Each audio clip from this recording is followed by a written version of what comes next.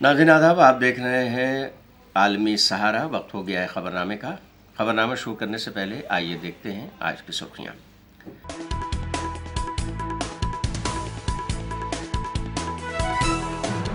स्वाति मालीवाल के साथ बदसलूकी मामले पर संजय सिंह का बयान, कहा सीएम केजरीवाल ने लिया नोटिस, लेंगे एक्शन। कांग्रेस की जनरल सेक्रेटरी प्रियंका गांधी का पीएम मोदी पर हमला, कहा वो एक इलेक्शन, बेरोजगार, महंगाई और अपनी पॉलिसियों पर लड़के दिखाएं।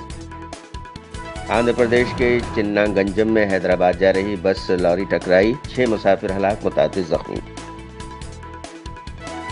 जनूबी अफ्रीका की जानिब से रफा पर इजरायली हमले के खिलाफ तीसरी अर्जी पर समाअत करेगी आलमी अदालत, 16 और 17 मई को होगी समाअत।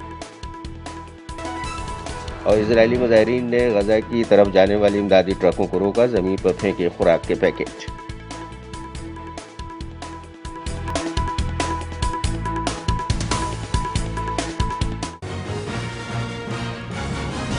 आम आदमी पार्टी के रुकन पार्लियामेंट स्वाति मालीवाल के साथ बदसलूकी के मामले पर संजय सिंह का बयान सामने आया है।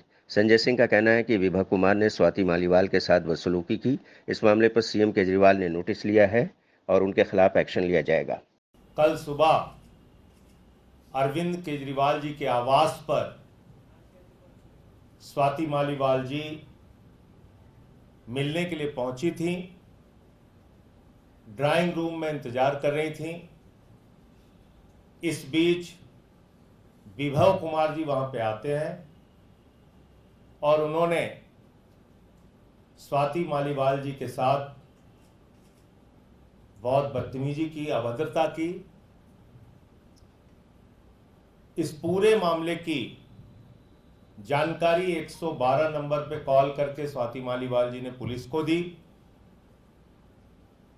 इस घटना की जितनी निंदा की जाए कम है। अरविंद केजरीवाल जी ने पूरी घटना को संज्ञान में लिया है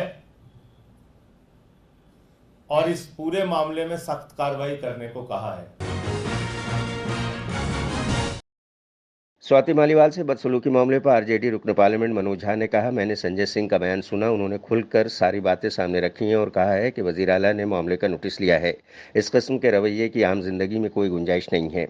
इस मामले में सच क्या है वो जांच के बाद पता चलेगा, लेकिन आम जिंदगी में कोई भी शख्स इस किस्म का रवैया अपनाता है तो चाहे वो किसी भी पार्टी का हो या किसी भी ओहदे पर हो, ये काबिल कबूल नहीं है। इसके लिए जीरो टॉलरेंस पॉलिसी होनी चाहिए। मैं आपको बता दें कि स्वाति मालीवाल सीएम केजरीवाल से मिलने उनकी रहाइश पर गई थी, जहां सीएम केजरीवाल के पीएस विभव कुमार ने उनके साथ बदसलूकी की। संजय जी ने जिस प्रकार खुल करके सब सारी बातें सामने रख दी और कहा कि खुद मुख्यमंत्री ने उन्होंने संज्ञान में लिया है और सख्त से सख्त कार्रवाई होगी, तो मैं समझता हूं कि इसका पटाक्षेप वही होना चाहिए। जिस तरह से बिहेवियर हुआ, घोर अमन, इस तरह के बिहेवियर के सार्वजनिक जीवन में कोई गुंजाइश नहीं है। ये खुद आम आदमी पार्टी ने भी स्वीकार किया। कांग्रेस के जनरल सेक्रेटरी प्रियंका गांधी ने कहा है कि मैं वजीर आजम मोदी को चैलेंज करना चाहती हूं कि वो एक इलेक्शन, बेरोजगारी, महंगाई और अपनी पॉलिसियों पर लड़कर दिखाएं। एक बार आवाम को बताएं कि इस मुल्क के गरीब, मजदूर और आम आदमी के लिए क्या किया है। वो नहीं बता सकते क्योंकि उन्होंने कुछ किया ही नहीं है। दूसरी तरफ प्रियंका गांधी ने अमेठी के एक अस्पताल का दौरा किया। यहाँ प्रियंका गांधी ने कांग्रेस कारकुन जालिबा नाई और उनके अहले खाना से मुलाकात की।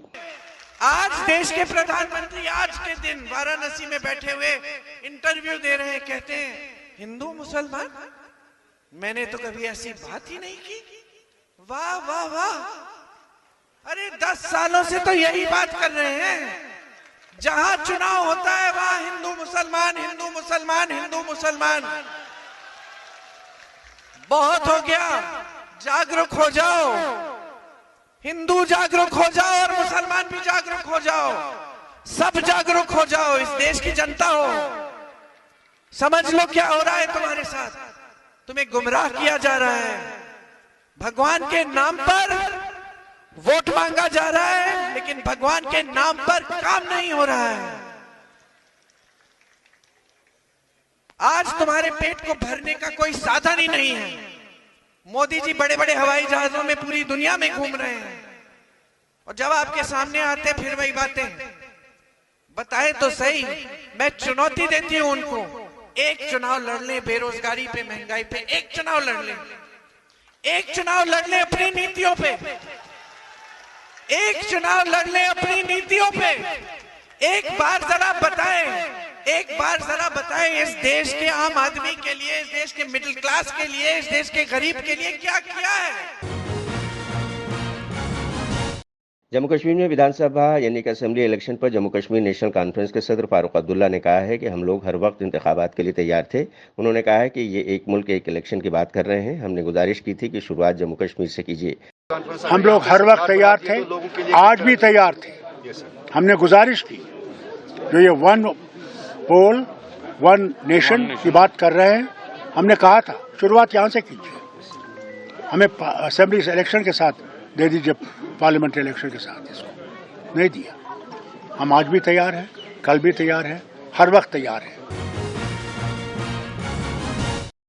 यूपी के बरेली में देर रात शीशगढ़ धानेटा रोड पर मायके से आ रही खातून हेमलता को गोली मारकर कत्ल कर दिया गया। जराये के मुताबिक गांव के कच्चे रास्ते पर बदमाशों ने पहले औरत के शौहर राजकुमार को बंदूक की बट से पीटकर जख्मी कर दिया और फिर खातून के जेवर लूटकर उसे कत्ल कर दिया। इस वाक़े के बाद गांव के लोग मुश्तइल हो गए हैं और दुनका चौकी के पास 3 घंटे तक जाम लगा दिया गया। एसएसपी की यकीन दहानी पर लोगों ने जाम को तो खोल दिया, पर देर रात तक लाश को नहीं उठाने दिया। हम आपको बता दें कि 1 साल पहले ही हेमलता और राजकुमार की शादी हुई थी। आंध्र प्रदेश के बाटल्ला जिले के चिन्नागंजम से हैदराबाद जा रही एक बस चिल्लालूरीपेट में एक लॉरी से टकरा गई। टक्कर की वजह से बस और लॉरी में आग लग गई, जिसमें 6 लोगों की मौत की खबर है और मुतादिद मुसाफिर जख्मी हुए हैं। जख्मियों को इलाज के लिए गुंटूर ले जाया गया है। टिकटॉक की मालिक चीनी कंपनी बाइट्स डांस ने अमेरिकी राजधानी वाशिंगटन डीसी के जिले कोलंबिया की फेडरल कोर्ट में अर्जी दायर की है। टिकटॉक की जानिब से दायर करदा इस अर्जी में अमेरिकी कांग्रेस और सीनेट से पास करदा बिल और अमेरिकी सदर की जानिब से इस बिल पर दस्तखत करने को अमेरिकी अवाम के खिलाफ करार दिया गया है। टिकटॉक ने दलील पेश की है कि अमेरिकी सदर के दरखास्त के बाद कानून बन जाने वाला बिल अमेरिकी आइन की पहली शक की खिलाफ वर्जी है। अर्जी में यह भी कहा गया है कि जिसने अमेरिकी सार्फिन और हुकूमत की सिक्योरिटी को यकीनी बनाने के लिए अमेरिकी हुकूमत के साथ नेशनल सिक्योरिटी नाम का मुआहदा भी कर रखा है। टिकटॉक के मुताबिक उसने अमेरिकी सार्फिन के डेटा के तहफ़्फ़ुज़ के लिए $2 अरब की रकम लगाकर इस बात को यकीनी बनाया है कि अमेरिकी अफराद के डेटा पर कोई समझौता नहीं होगा। जनूबी अफ्रीका की जानिब से रफा पर इजरायली हमले के खिलाफ तीसरी अर्जी पर आलमी अदालत इंसाफ ने समाअत करने का फैसला किया है। आलमी अदालत में जनूबी अफ्रीका की दरखास्त पर 16 और 17 मई को समाअत होगी। दरखास्त में रफा हमलों पर इजराइल के खिलाफ हंगामी इक़दामात का हुक्म जारी करने की अपील की गई है। नई दरखास्त जनूबी अफ्रीका के जनवरी में दायर किए गए इजराइल के खिलाफ नस्लकुशी मुकदमे का हिस्सा है, जिसमें जनूबी अफ्रीका के साथ तुर्किया, मिस्र और कोलंबिया भी इजराइल के खिलाफ फरीक बन चुके हैं।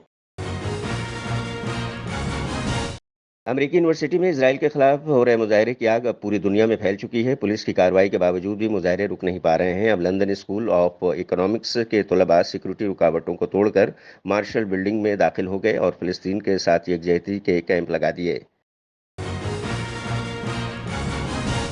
LSE मुजाहिरीन का मुतालबा है कि हुकूमत इजराइल से अलहदगी अख्तियार करे और गजा पर इजरायली वहशियाना हमलों को खत्म करवाए, जिसकी वजह से अब तक 35,000 अफराद हलाक और 79,000 से ज्यादा बेकसूर शहरी जख्मी हो चुके हैं।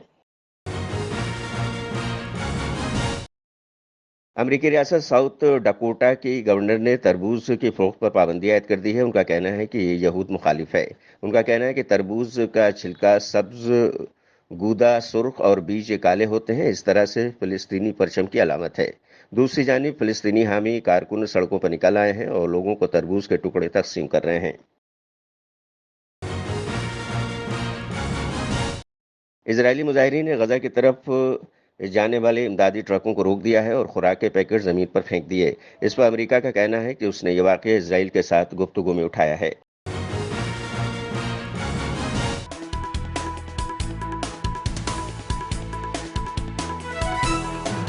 स्वाति मालीवाल के साथ बदसलूकी मामले पर संजय सिंह का बयान, कहा सीएम केजरीवाल ने लिया नोटिस, लेंगे एक्शन। कांग्रेस की जनरल सेक्रेटरी प्रियंका गांधी का पीएम मोदी पर हमला, कहा वो एक इलेक्शन, बेरोजगार, महंगाई और अपनी पॉलिसियों पर लड़के दिखाएं। आंध्र प्रदेश के चिन्नागंजम में हैदराबाद जा रही बस लॉरी टकराई, 6 मुसाफिर हलाक, मुतादिद जख्मी। जनूबी अफ्रीका की जानिब से रफा पर इजरायली हमले के खिलाफ तीसरी अर्जी पर समाअत करेगी आलमी अदालत। 16 और 17 मई को होगी समाअत। और इजरायली मुजाहिरीन ने गजा की तरफ जाने वाली इमदादी ट्रकों को रोका, जमीन पर फेंके खुराक के पैकेट।